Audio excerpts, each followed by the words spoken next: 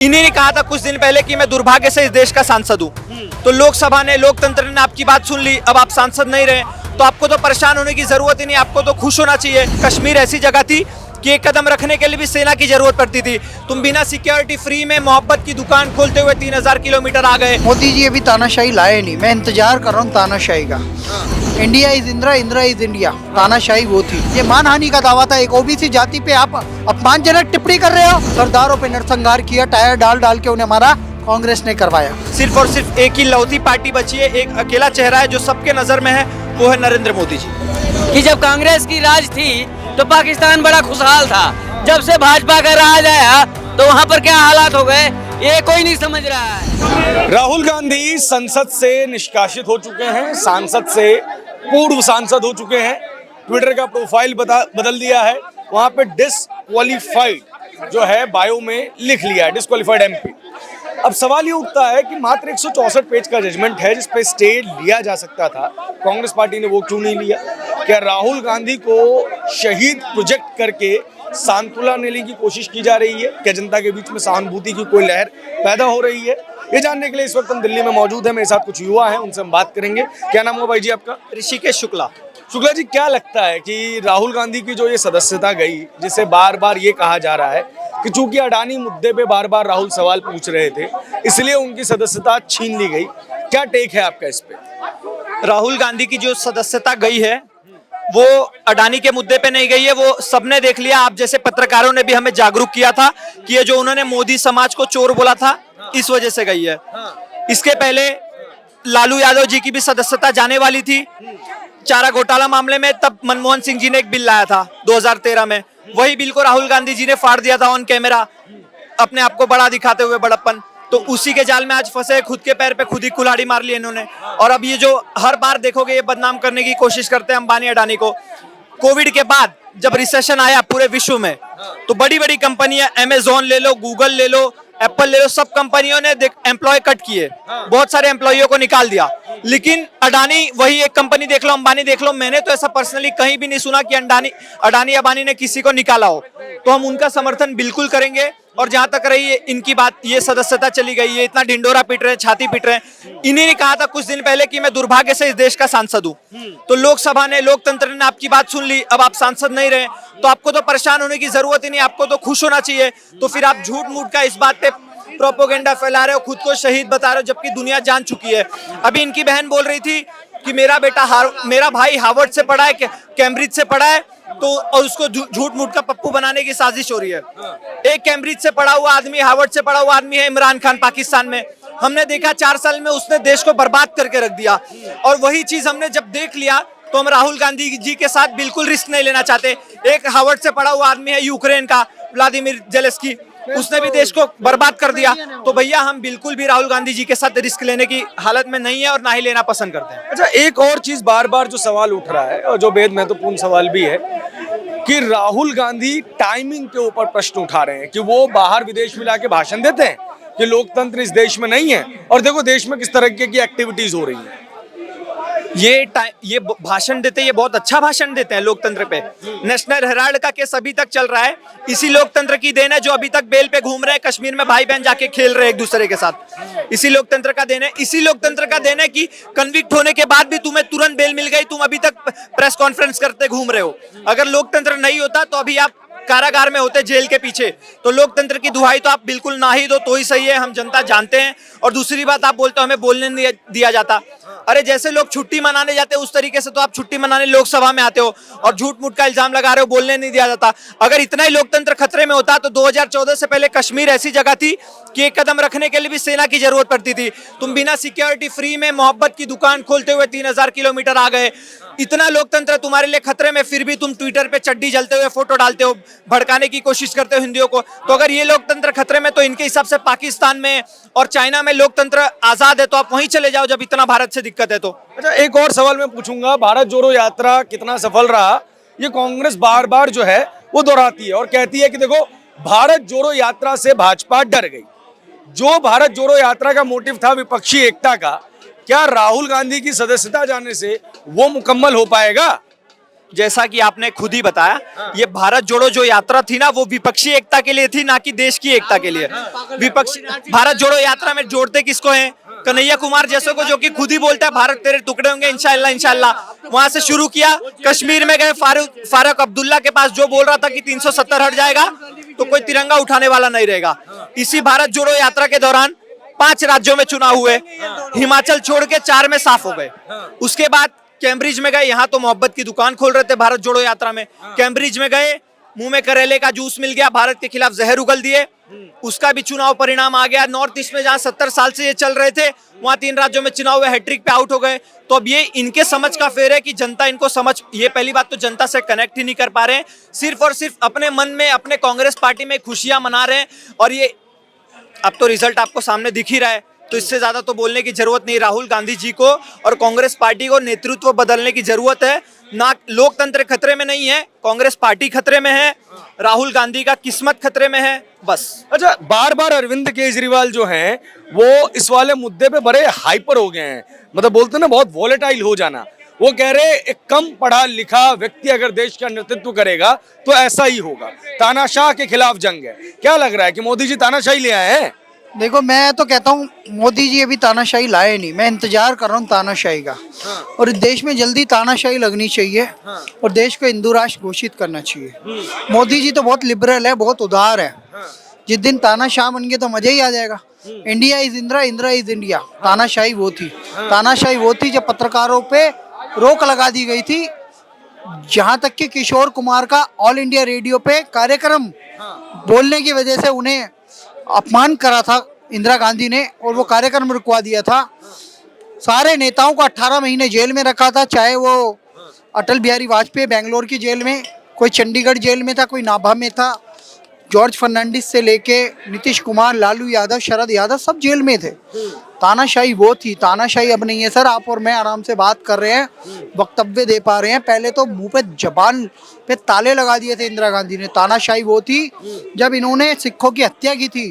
तानाशाही वो थी जब 25 सरकारों को इंदिरा गांधी ने उनकी बात ना मानने से गिरा दिया था। यहाँ पे वेस्ट बंगाल में बीजेपी के कार्यकर्ताओं की हत्या की जाती है, तब भी मोदी जी वहाँ सरकार नहीं गिराते, ना राष्ट्रपति शासन लगाते। मोदी के आने के बाद बता दो कितनी गोलियां चल गई। किसान आंदोलन पे, देश की धरोहर लाल किले पे चढ़ के तिरंगे का अपमानित करने वालों पे भी कार्रवाई नहीं करी थी। आप सोच के देखो, मोदी जी चाहते तो गोली चलवाए थे, लेकिन नहीं, किसी एक नागरिक पे अत्याचार नहीं। लेकिन उन्होंने सांपों के फन कुचले। उन्होंने रेडिकल जो टेररिस्ट लोग थे, इस्लामिक टेररिस्ट हो गए या उर्बन नक्सल हो गए या ये जो माओवादी अलगाववादी हो गए, छत्तीसगढ़ में आतंकवाद लगभग समाप्त। नहीं तो पहले हर दूसरे तीसरे दिन, हर महीने में 2 बार न्यूज आती थी कि दंतेवाड़ा में ब्लास्ट हो गया, यहाँ ब्लास्ट हो गया, वहाँ ब्लास्ट। वो तो कहेंगे छत्तीसगढ़ में तो हमारी सरकार है, हमने कम किया है। नहीं, वो कहते जरूर है। दिल्ली में पीएफ, दिल्ली में जो शाहीन बाग हुआ, दिल्ली दंगे हुए, सफूरा जर्जर को अभी सजा हुई है, शर्जील इमाम कन्विक्टेड हो गए हैं। जेएनयू का जो वो था, क्या नाम है, उमर खालिद और ताहिर हुसैन, इनको सजा हुई है। 9 मुसलमानों को सजा हुई है। बट ये अपना कड़कड़डूमा कोर्ट कह रहा है कि हिंदू विरोधी दंगे थे, हिंदुओं को साजिशन मारने की साजिश थी। और उस समय पे ही अमेरिका के राष्ट्रपति डोनाल्ड ट्रंप भारत में थे, भारत को बदनाम करने की साजिश। पीएफआई पे बैन किसने लगाया? मोदी सरकार ने। जितनी मनीष कश्यप पे अत्याचार किया, मनीष कश्यप पे अत्याचार हो रहा है, क्या पीएफआई पे एक भी बार बिहार पुलिस ने कोई ऐसी गतिविधि या कार्रवाई करी? नहीं कर सकते, औकात नहीं है, क्योंकि जिहादियों की पार्टी है। पिछले साल इफ्तार पार्टी में पीएफआई ने ही आरजेडी और जेडीयू का मेल मिलाप करवाया था। और करौली दंगे पीएफआई ने करे। कोटा में पीएफआई की रैली की परमिशन किसने दी? कांग्रेस ने, अशोक गहलोत ने। ये लोग तानाशाही करते हैं, तानाशाही चल रही है छत्तीसगढ़ में, राजस्थान में और बिहार में और हिमाचल में। हिमाचल में खालिस्तानी नारे लगे, गुरुद्वारे से निकल के मंदिर पे हमला हुआ। क्या कर लिया इन लोगों ने? मोदी सरकार बढ़िया से चल रही है। यहाँ तक कि पंजाब सरकार को सहयोग करके अमित शाह जी ने खालिस्तानी जो आतंकी थे, अमृतपाल वगैरह को ठिकाने लगवा दिया। अच्छा, एक बात बताइए मेरे को कि ये जो राहुल गांधी की सदस्यता को पूरी तरीके से प्रोजेक्ट कर रहे हैं कांग्रेस वाले, कि देखो गरीब की आवाज को, देश की आवाज को दबाने की कोशिश की जा रही है, 2024 में इसका कोई इम्पैक्ट नजर आएगा? परिवारवादी लुटेरे हैं सर, इटली के लुटेरे राहुल गांधी। एक बात बताओ ना, मैं तो कहता हूँ कोर्ट पे लानत है कि 5 साल बाद सजा दी। तुरंत बोला है, तुरंत। अपमान तभी होता है। ये मानहानि का दावा था। एक ओबीसी जाति पे आप अपमानजनक टिप्पणी कर रहे हो। सुशील मोदी, नीरव मोदी, उनसे रिकवरी हो रही है। वो चोर कहाँ से खड़े हुए थे कांग्रेस से? उन्हें बनाया कि ललित मोदी, सॉरी, सुशील मोदी, सॉरी, नीरव मोदी और ललित मोदी आईपीएल लाया था। खड़ा किसके समय पे हुआ? कांग्रेस के समय पे। फंडिंग किसने करी? कांग्रेस ने। 4 लाख का हीरा किसने दिया? नीरव मोदी को। इसके लाजपत नगर या डिफेंस को, अपना यहाँ पे उसका एक शोरूम है, वहाँ पे रॉबर्ट वाड्रा, प्रियंका वाड्रा, राहुल गांधी जाते थे। इनकी फंडिंग से खड़े हो। और मोदी की इस जाति में जन्म लेता वो भ्रष्ट है भाई। ओबीसी का तुमने अपमान किया और कोर्ट ने 4 साल बाद, 5 साल बाद तुम्हें सजा दी है 2 साल की। वो 2013 में बिल तो तुमने फाड़ा था, समीक्षा करने का मौका ही नहीं दिया। लालू को सजा हुई। आज तुमने जो गड्ढा खोदा, तुम्हें उस गड्ढे में तुम खुद कूद गए, तुम्हें गिराया गया। हमें ये बात समझनी पड़ेगी कि ये परिवारवादी लोग, इनके जन्म से, इस परिवार में जन्म लेने वाला ही मुख्यमंत्री बनेगा। मतलब रॉबर्ट वाड्रा, प्रियंका वाड्रा, रिहान वाड्रा इंतजार कर रहे हैं। पहले नेहरू बना, इंदिरा गांधी बनी, राजीव गांधी बना है, और फिर ये विदेशी महिला थी, इसलिए इसे प्रधानमंत्री सोनिया गांधी, एंटोनिया माइनो को बनने नहीं दिया।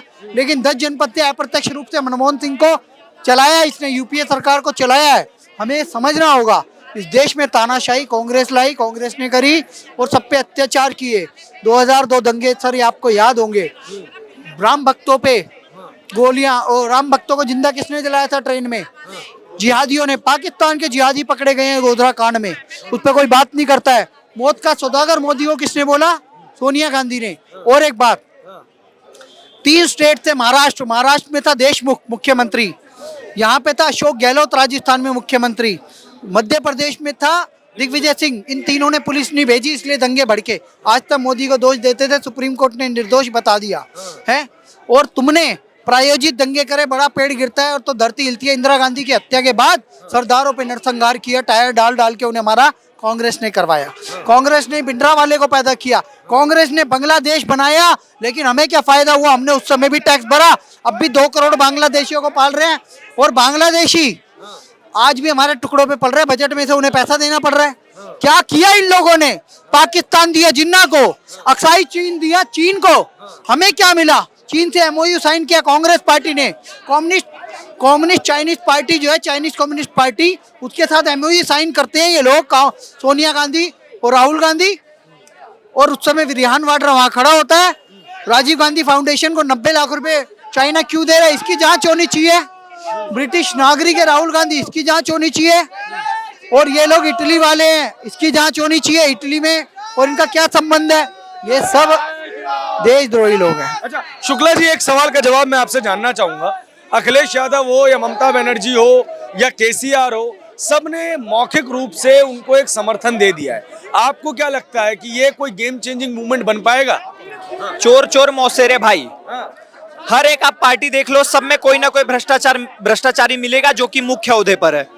तो ये इन लोगों का क्या विचार है कि अगर हम एक साथ हो जाएंगे तो बीजेपी अकेली पड़ जाएगी, तो करप्शन से डाइवर्ट होके मुद्दा 24 चुनाव पे चले जाएगा।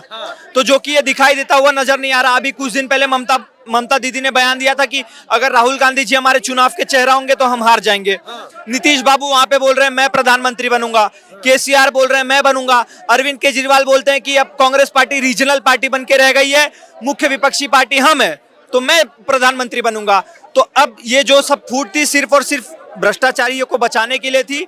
अब राहुल गांधी चले गए, अब सब धीरे धीरे अभी तो चुनाव का डेट तो आने दो, सब साइड हो जाएंगे। सिर्फ और सिर्फ एक ही लौती पार्टी बची है, एक अकेला चेहरा है जो सबके नजर में है, वो है नरेंद्र मोदी जी। अच्छा एक चीज मेरे को बात बताइए कि ये जो राहुल गांधी डिस्क्वालीफाई हुए हैं, इसमें क्या आपको भाजपा का कोई हाथ नजर आ रहा है? वो बार बार कह रहे हैं। अरे देखिए, इन लोगों का, ये कांग्रेस वाले को कोई सिर पैर वो नहीं है। ये बिना मतलब का मोदी सरकार को टारगेट बना रहे हैं, और जिसका बात ही नहीं होना चाहिए वही बात लोग कर रहे हैं। क्योंकि मान लीजिए कि मोदी सरकार का इसमें कोई लेन देन नहीं है, ये 4 साल पहले का मामला है। अब बीच में इन लोग घुसा दे रहे हैं कि अडानी और अंबानी पहले से इनके राज में, इनको खनन में भी, ऑस्ट्रेलिया में भी काम मिला था, तरह की बात है। लेकिन अब जब जहाँ से नहीं आना आमदनी बंद हो जाए, मैं एक सवाल कर दूं, कि जब कांग्रेस की राज थी तो पाकिस्तान बड़ा खुशहाल था, जब से भाजपा का राज आया तो वहां पर क्या हालात हो गए ये कोई नहीं समझ रहा है। बस जनता के बीच में जाके जनता को गुमराह करने की एक कांग्रेस वालों ने अपना बस नीति बना लिया है। और ये नीति जब तक ये खत्म नहीं करेंगे, ये साफ सुथरी अपनी मन को विचार को नहीं बदलेंगे, तब तक इनको कुछ होने वाला नहीं है। सर मैं एक साफ बात बता दूं, जैसे कि अभी प्रियंका गांधी ने भी बोलना शुरू कर दिया, इस प्रकार से प्रियंका गांधी को भी नहीं बोलना चाहिए, क्योंकि शब्द उतना ही निकालो जो कि उचित निकले, लेकिन ये गलत हो रहा है।